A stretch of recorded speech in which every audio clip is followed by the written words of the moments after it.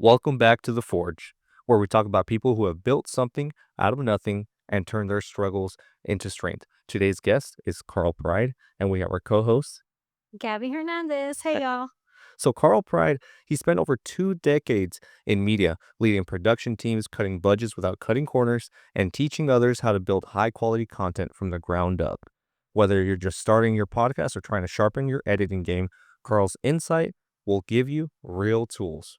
So, Carl, you've been in the production game for decades. So, what first pulled you into the world of editing video?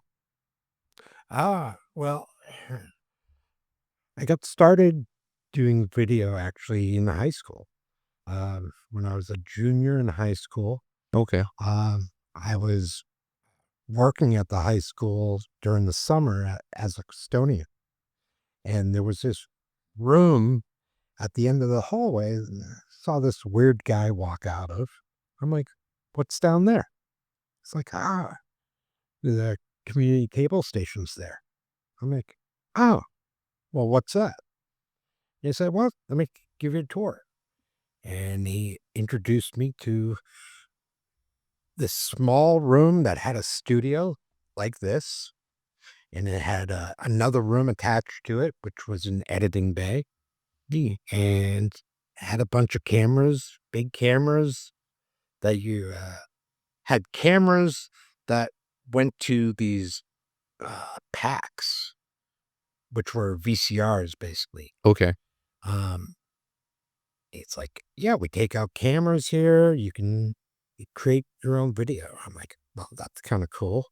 I want to learn more. Hmm. He said, well, come back tomorrow and I'll start showing you the ropes. Nice. So was it more the technical aspect of learning the how the cameras work, how things get recorded, or was it the creative side of it that brought you in more? Mm. It's a combination. Like the tech side, that, I didn't think I was going to be a tech. Okay. I'm like, well, this is kind of creative. I can start doing some stuff. My first video I edited was of a carnival that had just happened like a month prior. Hmm. And there was all this video that someone else shot. And I was like, oh, I'll start putting that together. And I spent a long time on that first board. Hmm. Um, Editing little pieces, adding graphics, figuring out what a graphic was. Hmm. Back then, you only had 16 pages that you could build of graphics Okay. total. And you had choices of 8 colors. So, yeah, it was a different world. So I believe you mentioned that you started in 79 or No, was that 89. 89? 89. Okay. Thank you. Yeah, there you go. Thank you. So back then you talked about how transitions and crossfading was done on film. That was known as linear editing, correct? Right. It was not film, it Okay. was video. Video. Um, the audio was done on Tape. audio tape. Okay. Yep, Okay. and you could actually cut audio tape with razors, and that's why now those little icons in your editing software is based off of what you originally did. Yeah, I thought that was super cool. Is like knowing the history on why the certain tools are the way that they are. Because I thought Blade, like, of course, yeah, you're gonna cut it, but you never really knew that was because there was actual tape before it, right? Yeah, And when he talks about colors on the video, I'm like filters? Yeah. The white, what is it, like a mauve or peachy or right. Yeah, the different colors that you would get. I mean, we used to hold up color. You've seen color bars, Hmm. Mm. right? So you used to register a camera using color bars. You would Mm. actually have to set up every time. Um, it was painstaking, but you know, More work. it more work. Like the original cameras I used had had tubes in there. There weren't even chips. Mm. Chips didn't come out until around 1988. In the place that I was, a community station. Of Okay. course, they didn't have chips yet. They were still using tubes. Okay.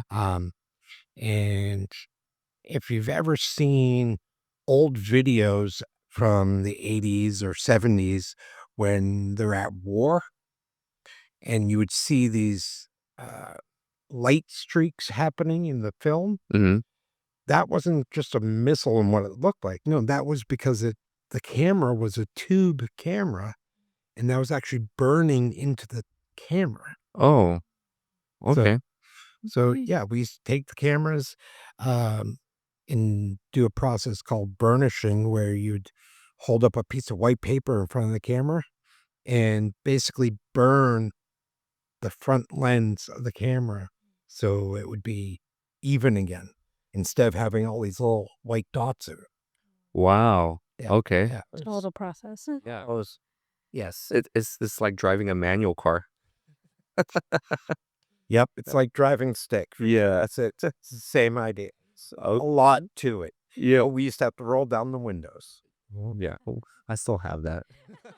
I have a Jeep Wrangler, and you have the roll down windows. So no, we still got that. I see, like, the time I was like, "Oh, I can't with this." I remember I said something, amongst those lines. I was like, "I could never not have a car that I can't just push a button to." Mm-hmm.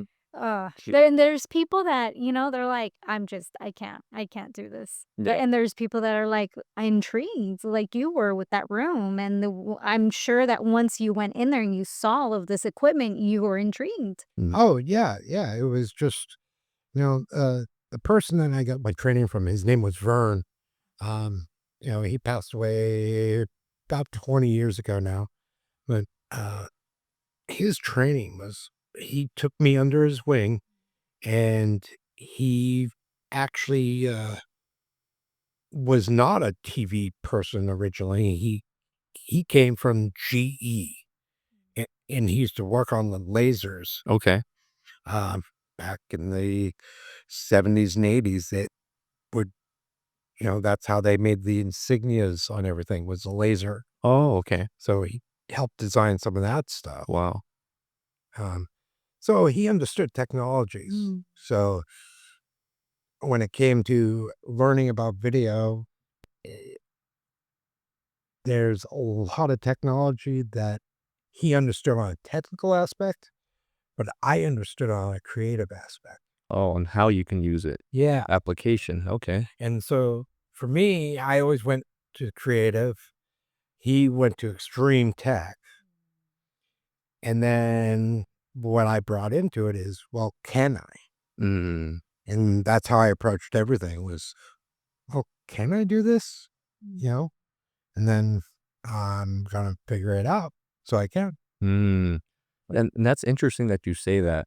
I'm a very technical person, so I like to understand the why and how things work. Like this microphone, I need to know what is connected to, why it's connected to certain things.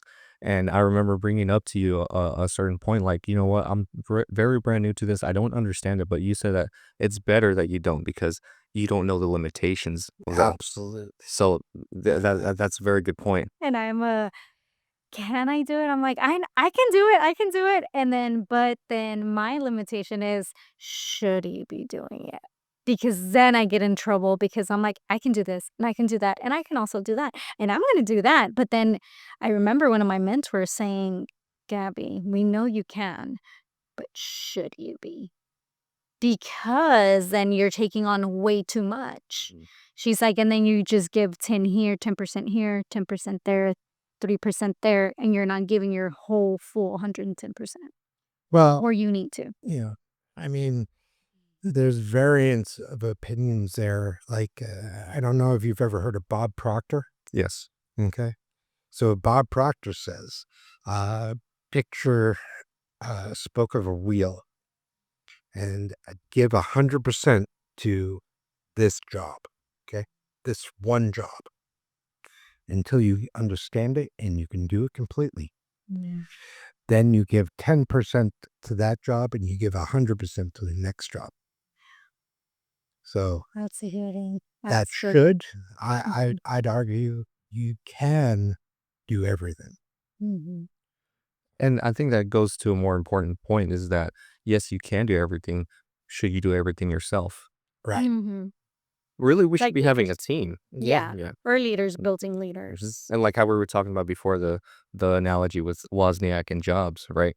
Jobs was the visionary. You need someone who's a visionary that will push people who are technical, kind of like how I'm very technical. When she puts a plan together, immediately I'm thinking about what type of work do I have to do to make this happen, right? And she's just like, just do it, just do it. And I'm like, I don't want it. And then it happens, and I'm like, she was right again. And that sounds like my wife. No. Oh, I want this for the mother-in-law. Here's the work I gotta do. Yeah. But then it turns out good. It does, you know? So it works out. Yes, definitely. So back to your initial fascination with film and editing. That was in high school. You said you were a junior in high school, correct? Yeah.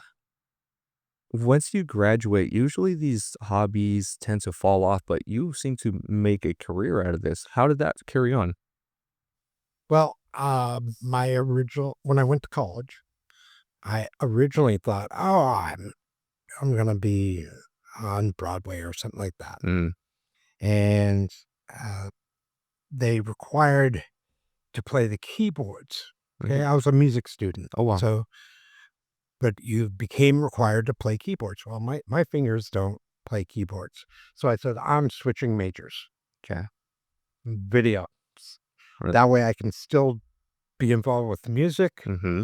but I like video. So I went there, and then uh, the following year, I got my first job in television, running a community station part time. Okay. And then 6 months after that, I got my second job in television, running another community station. Okay. So I was running two community stations, by the time I was 20. Yeah. So you stayed within the line of your education, essentially, right? Mhm. Yeah. That's good. And then I dived in because they were small stations. The advantage was we didn't have engineers right there. So you need to figure something out. I'm going to have to figure it out. You got to fill in roles that would usually be formally filled in. Yeah. Yeah. Okay. And then, I came up with ways around things. And, eventually I learned the proper way to do things, but the proper way isn't always the fun way. You're like trial and error, trial and error. Oh, yeah. Yeah. I mean, yeah, before being married and having kids, you can experiment. There's time to do things, Mhm. you know. Um, the best advice I have to someone that's under 30 is get out and dive in. Like, just dive in and play because your mind is open to it. You don't have to worry about paying every bill, you know, like, I mean, yeah, you should pay your bills, but I'm not, I'm saying you're not absorbed completely by Mhm. life. Okay. You could play. That's where the experimenting is. That's where you can find your expertise, Mhm. in your passion. And if someone were to dive into it today, what would you recommend them do? Would it be get a formal education in it? Would it be YouTube University? Would it be reading books? What would be the best way for them to get into video editing? Yes, yes, and yes. Okay. It's all of the above. Okay. Okay, whatever works for them, Yeah. I would say. Well, so the formal education, my belief about formal education when it comes to video and audio training is the larger companies that you may decide you want to go for, they're going to require. Right now, it's a requirement Mm-hmm. to get a great job at you know, doing video or audio at any large corporate place. They're going to require the education. Yeah. I did not complete my degree, so I don't have that, but I have the experience now. Mm. So I'm not worried about it for me. Yeah. But for someone younger, definitely get the complete education. Um, yeah, YouTube. You can find everything on YouTube now. Mhm. Find the podcasts, um, and if you can, get someone that's willing to talk to you one-on-one that can be a mentor. Mm-hmm. I mean, I know, uh, for anyone that's worth their salt in video production, that's over the age of 40, they all are looking for who's coming up next. They all have a wealth of information, and I'm not saying all of them are willing to share, but most of them are. Mm. You know, uh, one of the greatest leaders I've trained under from a leadership standpoint, not from a video standpoint. Um, she states that find your mentor and do everything they say. Period. That's good. You know, Be fi- coachable. Yeah. and and do everything they say. If you believe that that person is your mentor, then you do everything they say to do Mm-hmm. without question. Mm-hmm. Even if you don't understand it. Right. Yeah. Right. Okay. I mean, it's the Karate Kid, wax on, wax off. You don't understand it, but there's a purpose, Okay. and now my mentor in video is not my mentor in love. Mm-hmm. My mentor in video is not my mentor in finance, Mm-hmm. but my mentor in video, I do everything they say. Mhm. Okay. And I believe that 100% because when I've been on like panels, that's what always mentioned. Look for your mentors, but that doesn't necessarily mean you're going to take 100% of what they're saying as a whole. You're going to weed out what works for you and what doesn't, then you discard it, right? So I believe that 100% right there. You get bits and pieces too, and you just develop this like discernment, right? You're like, okay, you know what? Yes, what my mentor is saying is true. And I'm a note taker. So I'm taking notes. I'm like, oh, this will work. I can do that. Oh yeah, I can do that too. Not meaning that I'm not gonna follow what like he says, but there's just it fits in. What you'll know where it fits in your life. Right. If it's your mentor, like I'm saying, if Yeah. it's your mentor, if uh, your position at work, you Mhm. do everything that that mentor says for that, Yeah. Mm-hmm. but not for how they treat the opposite sex. Who knows? Yeah. Yeah. You know, you do have to find your balance. Yep. And you need to trust yourself Yeah. and you know be careful who you decide your mentor is. Mm-hmm. Yeah. And we live in an age where AI is breaking through, right? There's almost no excuse for you not to break into content creation when you have a wealth of information from books, from podcasts, from videos, from formal education, and now AI can even be a personal mentor. Yeah, I've mentioned multiple times during some of the other podcasts is that all of this stuff right here is done with ChatGPT, like featuring ChatGPT. I did the work because I'm the only physical body here, but Mhm. ChatGPT was the one that guided me step by step. And then, so I guess my next question is as well, where should you find your mentor? How would you find one? Um, well, for video, I would look online. Okay. I'd look on YouTube. I'd look at podcasts. Um, there's oh, a great one is there's a podcast called Video Gal. Oh, okay. Okay, she's an awesome editor. Awesome editor. I've learned so many little tricks from her. Mm, Um, you know, that's where I'd go. I would go to your community TV station if there is one, okay. community radio station, community college, and ask. Mm-hmm. More importantly, ask. Mhm. That that's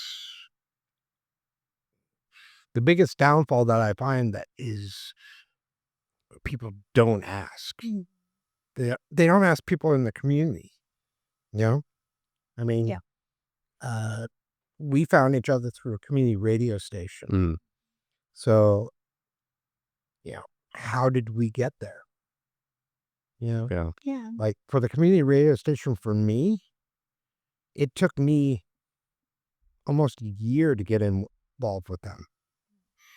And I have a background in community media, Mm, but it still took me about a year because I knew that I needed to be there. yeah. You know, sometimes you got to have the chutzpah to keep going. Mhm. And I think it all also depends, to your question, where do you find mentors, what you're involved in, and, what entices you or what you wanna be involved in. Because you know me, I'm like the network queen. Yeah. I go to the chamber events, all kinds of organizations, like with the radio and the training that we're involved with now. Um, the Peace and Life Modesto Peace and Life Center, right? I knew I wanted to go there, but like it's my time's just, I couldn't. But I eventually went there for like a peace meditation class, but then I started being curious and asking, "Oh, you know what?" And I knew we had the podcast going, but I knew about the radio station, community radio station. So when that training came up, I was like, "Oh, I know I want to do that." Mm, And I made the time. So it just kind of depends on what you're involved or what you want to be involved in, and then seek the mentors. Then, there's different spaces and stuff. But Absolutely. right now you can learn a lot online. But I mean, and you bring it up as far as being involved, you know, being involved in your community. So many times I hear about, oh, I want to produce a show that's for the whole community. Mm. Okay. that's hard. Okay. People say, I want the whole community. This is for everyone. Well, the fact is that there's only 5% of the community that actually cares enough to listen, Mm-hmm. and only 1% that actually get involved. So, truly, who is your audience and who are you going after? And it's important to know that when you're saying, I want to get involved. Well, who am I getting involved with? I'm getting involved with 1%. Mm-hmm. Mhm. And, Yeah. and why? Mm-hmm. You know, I don't know why I started down that road in this conversation, but I think that's important. It most definitely As is. a saying.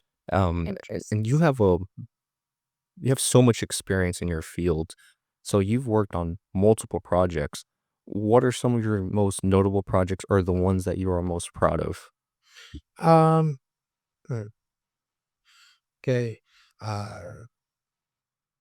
I would say one of my favorite projects. So back in the 90s, I worked on several uh, national community media award shows. Um, uh, my favorite one for that was uh, two favorites in the 90s. One was being the director of the last project inside, then it was known as uh, blank. It just went blank. Uh, What's there? What it, about wa- it did you like? it was in Boston, And the basketball court there. What's it called? What is it called? Mhm. It was this. Uh, we're gonna skip that one. Yeah. But I also directed in Faneuil Hall in Boston, the award show there, which was fantastic back in the 90s. That was great. Then, then there was, I don't know if you've ever heard of the band Marshall Tucker. Mm-mm. Okay. Marshall Tucker was the first band to play on MTV. Oh, okay. Um, I did their documentary with Wow. Shout Factory. Okay. Um, I did their documentary. That one was really cool. Um, I shot a little bit of the video. Mainly, I was the editor. Um, I edited a part of Donnie Marish uh, Vegas show, their DVD that they sell it. I edited part of that. That was a really cool project. And then there was a show called Rep Yo Set, Really? which was 22 gangs of LA. We went into the gangs of LA and we got them to do rap in an audio recording studio. And we used the Crips, Pyrus, and uh, and the other. There's so many sets. Yeah, you got Bloods, you got Crips, Right, you got right. Bloods. It was Bloods, Crips, and Pyrus. Those were the three main sets, and then there's the subsets underneath. Um, and we had Crips and Bloods working together on the music. Oh, no way. Yeah, that was a cool Yeah. project. That's super cool. And we did interviews there, just talking about the real life of LA. Mhm. That was a cool project. Now, you worked on sets like that where it's like gangs and it seems like it's very serious. But there is also one project in particular that stood out to me, and I think just because it's colorful. Boo the Clown. Oh, yeah, yeah. We did. I think we did somewhere around 50 episodes Okay. of that show, which was in Las Vegas. Those are local network. Yeah, Okay. yeah. It was a local TV show. Is it called Amazing Clowns? That's the name of his store. Oh, okay. And the TV show is called Boo the Clown. Boo the Clown. Okay. And he had characters, different characters. Boo the Clown, actually, his name's Ray Wold, and he actually lights himself on fire twice a night, 5 nights a week. What? Yeah, he's in part of the O show. Wow. Yeah, that's his day job. Is he lights himself on fire twice a night, 5 nights a week. Well, we can't complain about our jobs anymore. Run, right. Yeah. So if you're ever in Las Vegas, go to the O show. He's the one holding a newspaper on fire. So what role did you play in that project? In Boo the Clown, I was the producer, editor, and sometimes the creator of scenes. Wow. So, okay. That so one thing they always say with television is television's great, just don't ever have kids or animals. Well, Because it's time consuming? Because it's hard to work with. hard to work with. And Boo the Clown was kids and animals the entire time. So it was, and my youngest daughter, who's now 17, she was a regular feature on the show. And she was, I think, 3 when we started the show. Mhm. And yeah, she was a regular. We would do little stage performances with different magicians. We came up with some characters. We came up with Susie Sunshine, where they made this costume, the giant sun. And it was all about, being outside and having a good time. There was Nose the elephant, because nose knows. Mhm. Okay. No. Yeah, nose. And then, of course, Boo, and then there was the pirate, because, you gotta have You gotta have a pirate. you gotta have a pirate. But, yeah, they do magic. One of the weirdest things or best things we did, which was kinda crazy, and I didn't know it at the time. We did this episode around Boo the Clown teaching us about bees. Okay. Okay. So Ray is like, oh, come over to my house. You got these bees nests out here. And I'm like, okay, cool. He's like, okay, you got to put on this safety gear. I'm like, great. You got all the safety gear. You know, he's in his clown outfit, putting on this extra safety gear. Turns out he didn't know anything about bees, and he really didn't have the right safety gear. Oh, wow. He's like, "Gabby, I can do this." Yeah. Yeah, yeah. So we get on the gear, we go outside, and I'm thinking, okay, we're gonna go to a beehive thing, where you pull up the thing for the honey. No, he's got this big laundry basket thing in the yard that has a giant, like huge bee's nest attached to it.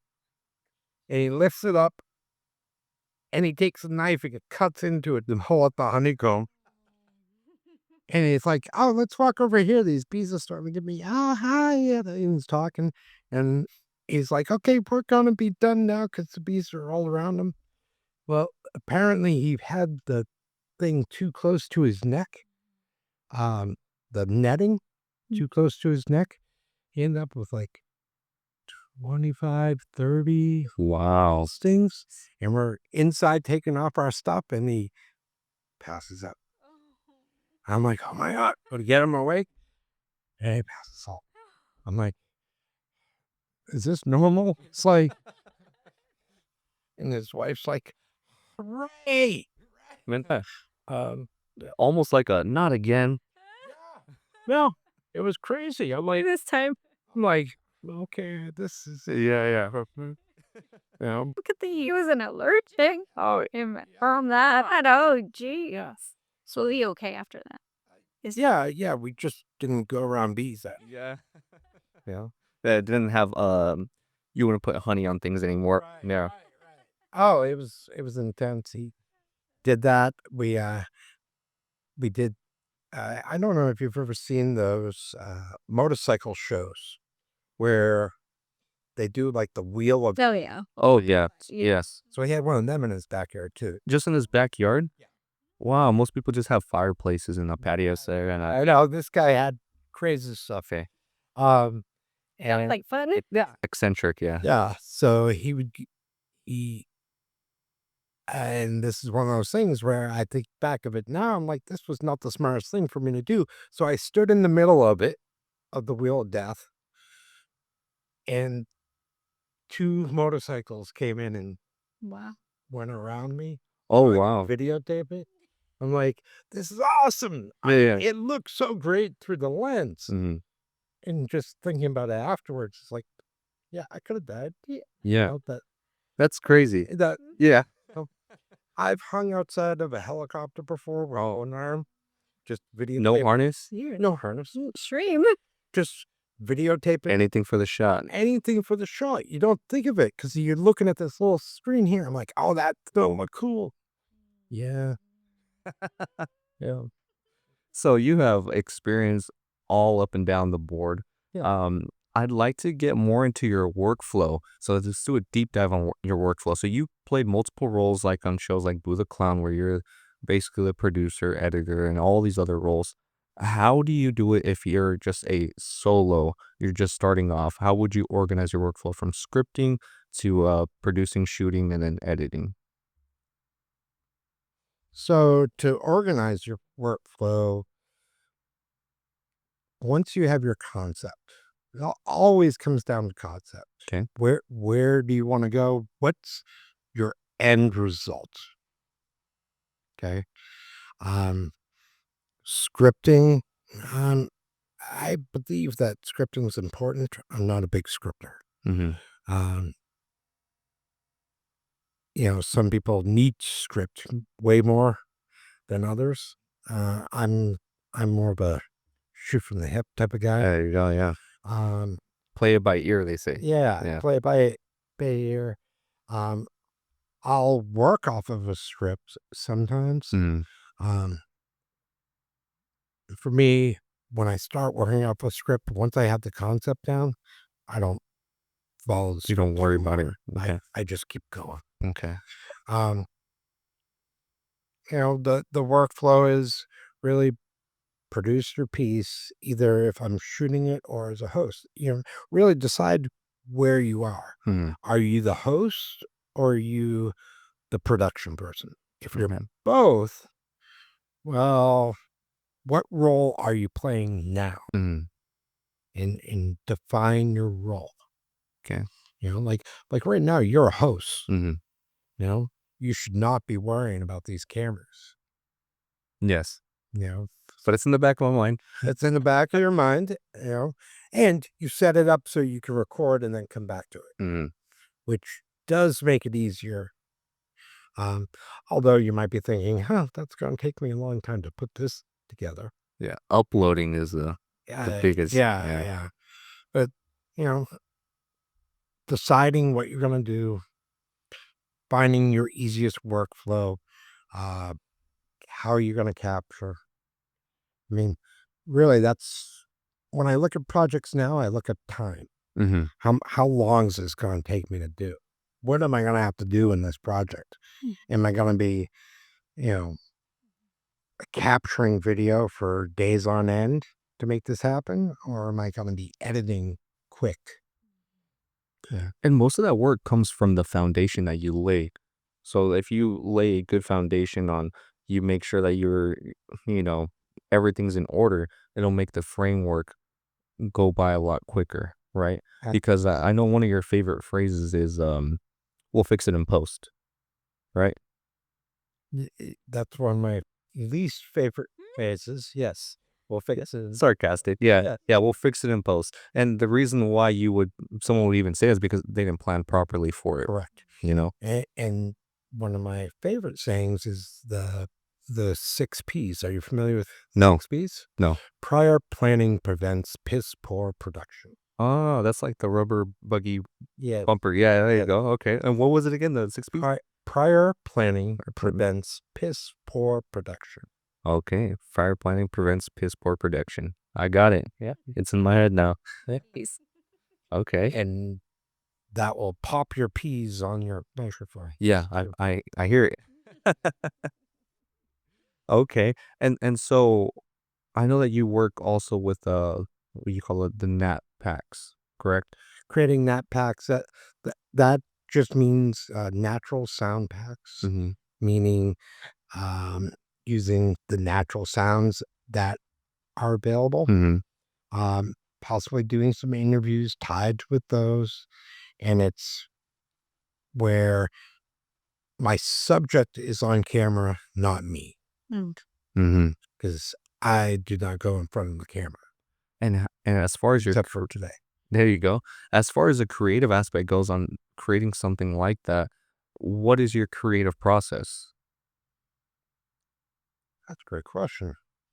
So the creative process is, what's the story I want to tell, and how do I want to hear it? Okay. How do I want to be told? Yeah, I, for a nap pack, I go in totally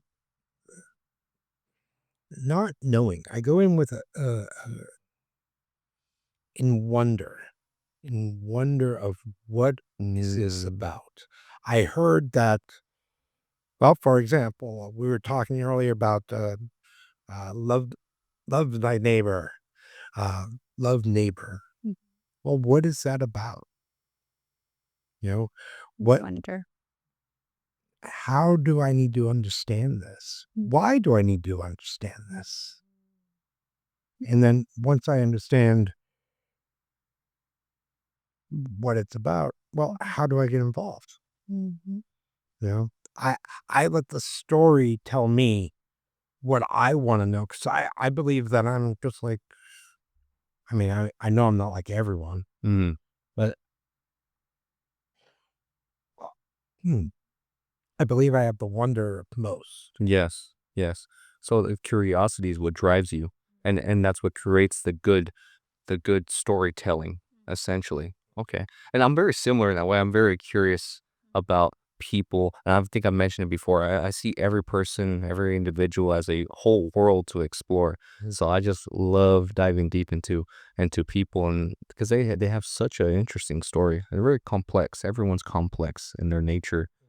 And so going on to the editing software, for beginners, what would you recommend for a platform for someone to that just started off, wants to create something like this? What would you recommend? Would you recommend Adobe, Premiere, DaVinci, CapCut? I don't know what CapCut is. Mhm. Other Actually, my wife used that to edit something, Okay. and I was like, "Oh, well, that was impressive." Mhm. Um, I would say using, Blackmagic, DaVinci, of course, DaVinci Resolve, uh, yeah, on an, Mac, iMovie, Okay. um, you know, find something that you feel comfortable with, Mm. you know? Don't spend the money on the expensive software until you have to, you know? I use, an expensive software that I pay for, Mhm. mainly because that system works the way I need it to work. Okay. Find what works for you. I know a couple of people that edit stuff in iMovie, and for them, it does everything they want. For me, I don't like it Mhm. because it's not everything I want. So find what will work for you. There's no cookie cutter. Yeah. Cookie cutters are over.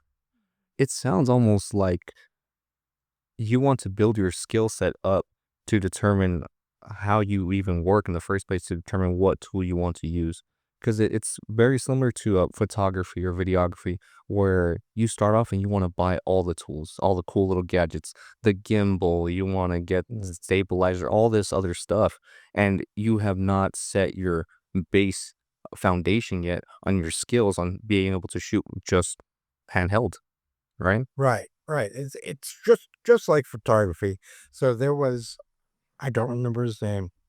Um, However, he still shoots with a 110 camera. You know what a 110 is? No, no. Okay. Uh, your parents had them. They're the little cameras. Uh, they're thin, narrow. Uh, it shoots using 110 film, which is a lot smaller than 35.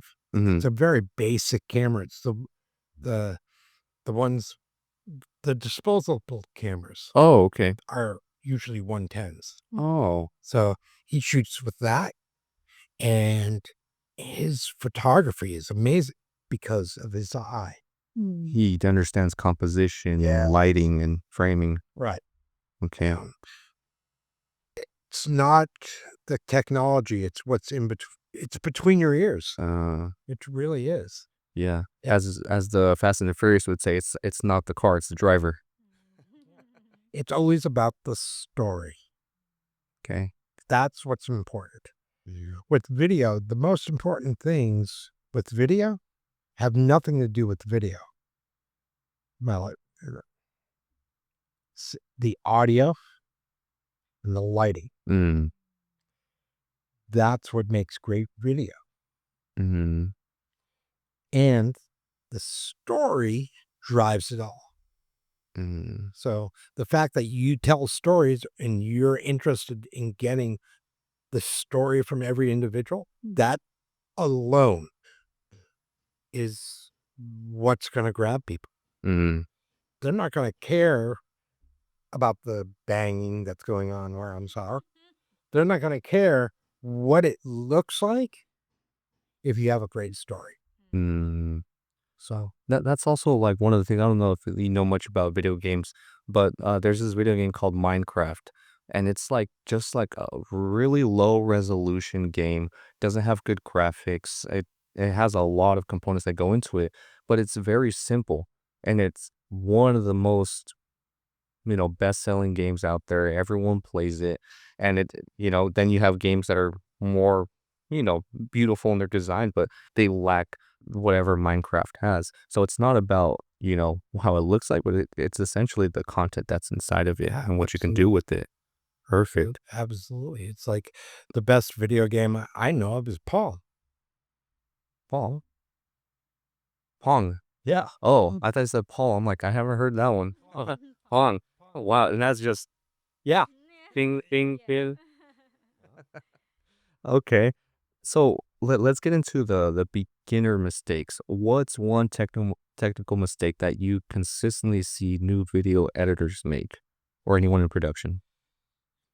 Number video issues that I see most common is people setting up the headroom. They have a person at the bottom of the screen, Oh, too much empty space. too much empty space. Okay. They're not filling their screen, Okay. or they'll cut people off at the top of the head. Yeah. I see that a lot. Um, I see way too wide of a shot Mm. where they're in the back of the room and they're like, "Oh, I'll just zoom in there." Just actually get up closer. Yes. Um, the Yeah, those are the big things is Mm, angles, not understanding the rule of thirds. You know, mhm. you, you use the rule of thirds. Yeah, Yeah. yeah, I'll use it. Um, Now when I do my editing, I don't use it as much. I'll usually center the subject, but I know that for short form content, I will use the rule of thirds. Well, even when you're centering your person, you're using the rule of thirds. Oh, okay. So rule of thirds is tic tac toe. Mhm. So your eyes should be one third down. Mm. Name would be below the bottom third of the screen. And if I'm turning towards you, you'd run a line one third over in me Mhm. facing you. That's and then in the scary movies, when that monster's gonna pop out from behind them, Mhm. you'll usually see the camera shift from a third in front of them to a third behind. Oh, okay. Huh, that's interesting. So take take uh it's a little bit different now that everything's letterbox, but back in the day it was, it's still the same thirds.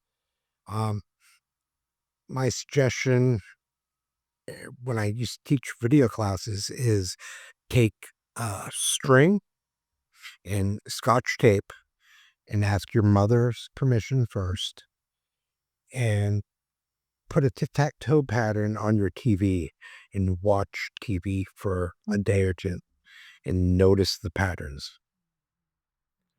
You start noticing things like that. I remember I had, started learning about shooting from the shadow side. Mm, And so once learned about that concept, you start noticing that a lot of TV shows are shot from shadow side. It gives it more depth. It makes it three-dimensional because I mean you're looking at a 2D surface, so you want the person to pop off a background. When I first started, shooting videos, everything was just washed out. yeah. It is just like, oh, well, it needs lighting, so you gotta set the lighting all the way up, make sure everything's illuminated, but then it just makes everything look flat, Yeah. washed, right? And so you start noticing these things, and you got your rule of thirds, you got your shadows, you have contrast lighting where it's like the oranges and the teals, Mhm. different colors that make the image look better than if it was just a singular fill light, Mm. you know. So going on to another question, we're talking about gear and everything, right? W- If someone's getting into, to broadcast, podcast, whatever it is, how much money do they require for gear?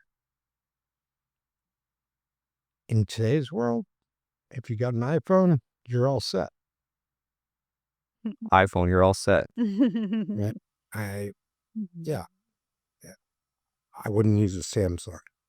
I mean, because the editing apps are already in your phone, so everything's in the power is in your hand, basically. Yeah, I mean, when they came out with the iPhone and Samsung, it really doesn't matter. I don't really do Androids. I do iPhone. Mm, Um, that invention is probably the best invention for audio and video. It also killed all the audio and video. mm, Because now everyone does it and they don't rely on professionals anymore. mm, So it hurt the market, but also expanded the market. Mhm. mm. Um, Yeah, with your iPhone, you can shoot any video you want. You got the apps to edit it. You can make it all, you know. What you're doing here, what you're going to be doing here with multiple iPhones, I mean, it's, yeah, that's what you need, you know. Yeah, and that goes with understanding of the equipment that you have. So there's with audio there's analog and digital, Mm, right? So with iPhone, if you record on an iPhone, it's gonna be digital. mm. And basically the sound is going to be a bunch of zeros and ones. So there's it's I believe that one is more forgiving because I mean you're going to be recording it and you can edit up until a certain point, but with analog, since it's going to be recorded in a certain wavelength, you're able to kind of, adjust it more, no? Or how does that work? Yeah, so, you know, you're right. With the iPhone, there's a little more forgiving. I'm not connecting one of these mics to my iPhone directly. Mm, You have to run through a box. mm, Where I'm going with it is to get started. mhm. You could start with just an iPhone Yeah. and then add this. Mhm, Using these types of mics, yeah, you got a little more control. Uh, Not a little more. You have a lot more control. okay. Um, but this is actually, yes, it's kind of analog, but you are actually running it To digital to digital. because of the audio interface. Right. Yeah. So it's analog to Mm, digital. yeah, so then you have to determine, like, why do you wanna have that much control? Why do you want that much horsepower in a car? Can you drive stick shift? Right. Yeah. Exactly. Exactly. You know, uh, my daughter has a Mazda 3, a Zoom Zoom car. Oh, okay. Okay. Does she really need that? My wife says, well, yeah, of course she does. Mm, I go, well, you know, 10 speed is fine. yeah, You know, yeah. Okay. And, so starting a new podcast for someone just iPhone is just fine then. Mhm. And maybe a microphone that connects directly to the phone wireless, Yeah. maybe like a lavalier mic almost. Yeah. You could start with, if it's just you on your podcast, just bring your phone close enough Mm-hmm. and start talking. I mean, experiment. Best way to do it is experiment. Mm-hmm. Don't don't believe everything everybody's telling you. Experiment, find what works for you. Awesome. So you people should have no problem starting a podcast with the insight and wisdom Carl has bestowed upon us. And you can tell Carl has a big passion of teaching people content creation. I mean, just did you want to shout out what you're doing right now with as far as Pride House and the class that you're teaching with Jim? Uh, sure. At KCBP Radio, the community radio station in Modesto, uh, we're teaching, for audio interfacing for radio and podcasts. And, I'm dabbling into some of the video there too. We're going to be expanding that out. Oh, okay. But yeah, yeah. In Pride House, that's my production company. Okay. So, uh, and I do that, uh, but my passion is really for the community. So being involved with community media, wherever it is. Awesome. And if someone were to be looking for video production through your company, how would they reach you? 702-673-7885 or Carl at Pridehouse. Almost like a jingle. Awesome. Well, thank you so much for coming on to the Forge podcast. We appreciate you, Gabby. Do you have any last words for Carl? No, just appreciation. Thank you so much for, all of your wealth of information that you brought to us. And I'm super happy that, we found each other. Yes, absolutely. But we joined the training. Yeah. I'm looking forward to seeing more and more from you guys and Absolutely, and we will. handing the torch over as much as possible. It's a lot. We would love that. And if you see that the video production has increased significantly, it's because of this guy right here. All right. So thank you for coming on, Carl. This has been The Forge. Thank you for watching. Thank you. All right. And that's it.